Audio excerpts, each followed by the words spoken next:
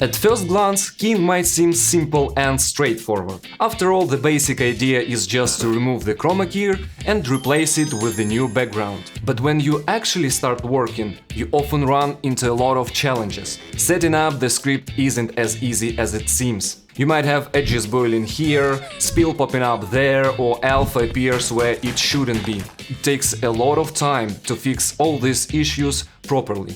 Building the core, cleaning up the plate, handling semi-transparent areas, removing unwanted details, and setting up the background. But you already know what I'm talking about because you have watched my previous video, haven't you? You have, right? If not, I highly recommend checking it out. Here's the link. Because in this video we will quickly revisit the keying workflow to show you that these tips aren't just theoretical, but are actually used in a compositor's daily work. To demonstrate, let's take a typical shot and walk through the entire keying process step by step. For instance, practice materials from the ActionVFX website can help us with this. This company is specialized in creating footages for integrating into live action plates, but they also captured a range of practice shots for compositors. As far as I know, the team at ActionVFX uses RED cameras which can shoot in RAW format. That means their footage has the best quality available. Exactly what we need. Or is it? Well, we will see. So, what's the shot we will be working on today? Here it is. What? Not impressed? There's not much blue screen, so there's not a lot to key. Don't jump to conclusion so fast. Be honest with you, I thought the same. That's why I picked this shot, thinking it would be quick and easy to finish so I could share the script with you. Oh, how wrong I was. What seems simple at first can turn out to be very resource intensive. And if we want to deliver high quality work, we need to thoroughly process every detail in the image. Sometimes this takes a lot of time. That's why, in addition to technical skills, compositors need to develop patience and, well, a metal backside. Definitely! Yeah, sitting at your desk for long hours requires some endurance. But let's not get off topic. We are here to talk about keying, and I want to be clear. The only thing I did in my script is keying. I didn't comp this shot properly to the end. That wasn't my goal from the start. I just wanted to show you the steps to achieve good keying results I outlined in my last video. Seriously. Go watch the previous video. So this is my script. I have already finished the keying for this shot and will now walk you through the whole process to show how it's structured and what I focused on. As you remember, the first step must be denoising the footage. That's exactly where I started. And right at the start I found a couple of nuances here. First of all, color management. I don't need to tell you how technical this topic is. It requires a lot of knowledge to fully grasp. So let's start from the beginning.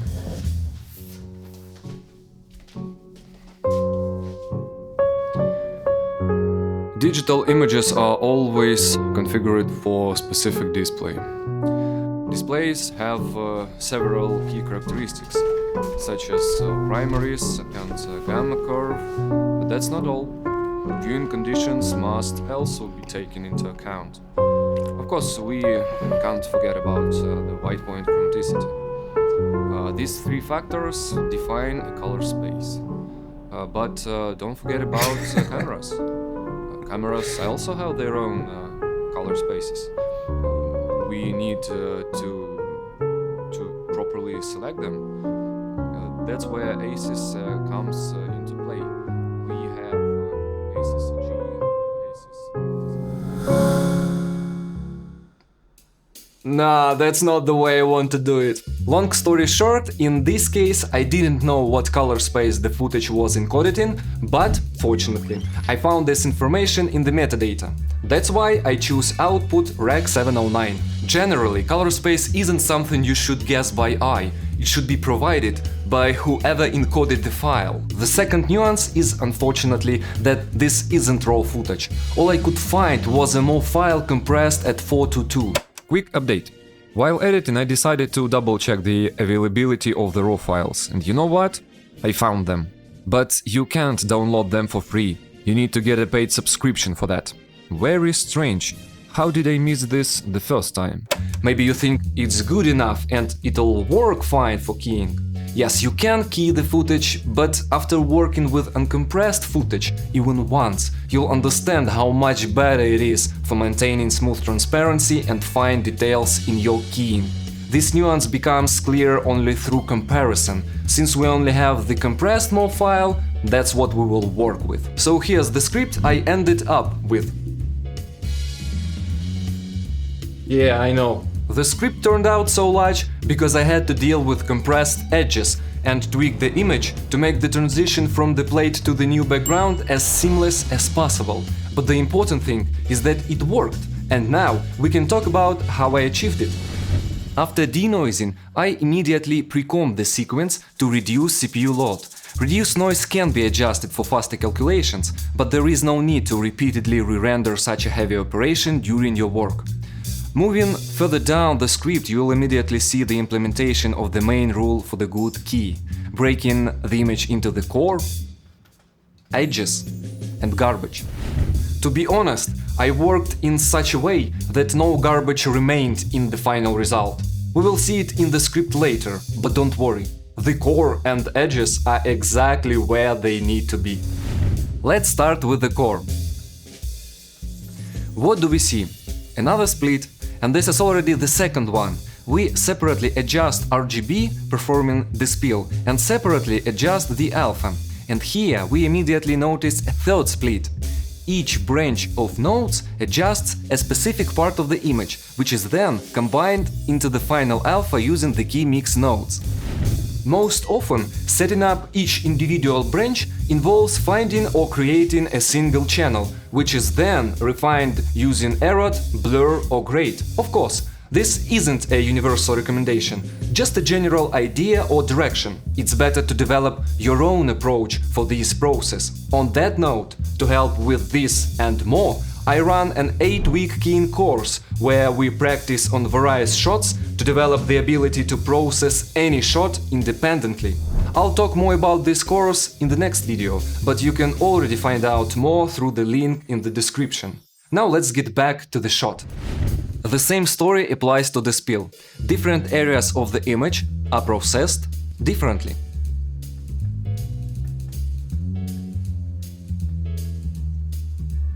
The main goal is to remove unwanted spill. In our case, even though the background is blue, we need to perform the spill for both blue and green. Now let's talk about edges. We remember that adjusting them requires creating a clean plate first. For this shot, the clean plate was one of the reasons why this script doesn't include garbage adjustments. That's because I included the glass and all elements on it in the clean plate. Here you can see some dirt left over, and here the rear window heater lines. Now I can feed this clean plate into IBK. And the result will be free of garbage, with the edge containing a smooth transition. Although, due to compression, this transition is slightly jagged. I fix it using various methods, sometimes blurring the edge, sometimes restoring the RGB with edge extent. The goal is simple: to adjust the semi-transparent areas so the edges look as clean and high quality as possible. By the way, these materials are available for download, the link in the description. If you have any questions about the script, feel free to ask in the comments. By opening the roto nodes connected to KeyMix, you can see which specific areas I'm adjusting here. This is precisely the third split, where we refine individual parts of the image. The result is this image, which I place under the core. I think you noticed that the background played a role in adjusting the semi-transparent areas. Here is the connection leading to our new background. It's a perfect time to discuss it. This is how the new background looks. But in the original image we see a different picture. What's wrong here and why do we need to change it? First, the image is noisy. Second, compared to the original, it has a lot of magenta. Third, the image needs to be adjusted to match in other cameras. This means changing its position and, if necessary, stabilizing it. I started with denoise. Reduce noise works as always. It's a kind of magic. After removing the magenta tint and adjusting the image to match the camera, I add defocus and motion blur. Adjusting to the camera required stabilizing the image, which I did in 3D. And don't forget about pre-comp. Without it, working in the script can become very slow. Okay, what's next? Adjustments for the background. We can apply any manipulations that help improve the overall quality of the image. In this script, I only needed color correction. The first step was adding the darkening effect from the glass. By the way, here's the rear window heater showing up again. Next, I adjusted the glare and the dirt on the glass. The plate has flashing lights and I restored them here. Lastly, I refined the bright areas to ensure they wouldn't show through the semi-transparent parts. This background image is placed under the kit plate. And at the very end, I restore the digital noise. Of course, I didn't go through every branch of the script or explain why I made certain choices. Such detailed explanations would take much longer and extend this video significantly. Instead, you have the script to explore on your own. Using this shot assembly as an example, I wanted to demonstrate how this approach to keying an image provides maximum control over the result. The 3-stage plate separation breaks a complex task into much simpler ones, making it possible to handle any shot. The key is patience and... By the way, did you manage to count how many times Tyler Durden appeared up to this point? Exactly this point. Remember this number. It might come in handy for you, but I'll explain you why in the next video.